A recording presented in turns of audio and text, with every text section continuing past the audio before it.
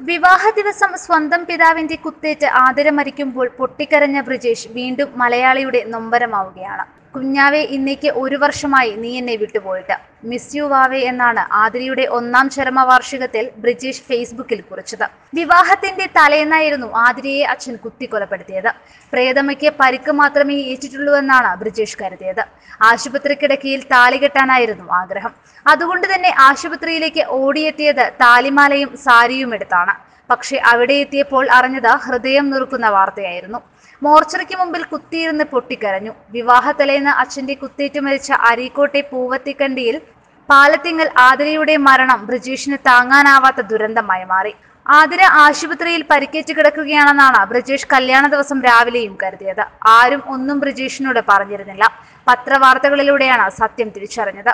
ഇത് ഉൾക്കൊള്ളാൻ ഈ യുവാവിന് കഴിയുമായിരുന്നില്ല. ദുരഭിമാനക്കൊല തന്റെ പ്രിയതമയുടെ ജീവനെടുത്തത് ബ്രിജേഷ് ഒടുവിൽ ഉൾക്കൊണ്ടു.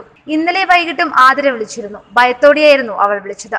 നമ്മെ ജീവിക്കാൻ അനുവദിക്കുന്നില്ലെന്നും എങ്ങനെയെങ്കിലും രക്ഷപ്പെടുത്തണമെന്നുമായിരുന്നു അവൾ ആവശ്യപ്പെട്ടിരുന്നത്.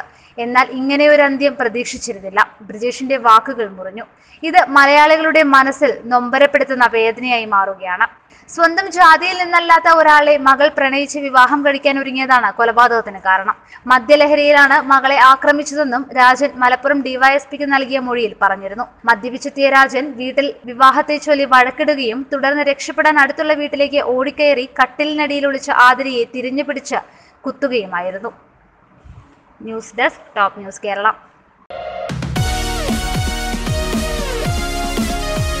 വാർത്തകൾ ഉടനടി അറിയാൻ top news Kerala YouTube channel subscribe ചെയ്ത് ബെല്ലൈക്കൺ അമർത്തി ലൈക്ക് ചെയ്ത് ഷെയർ ചെയ്യുക.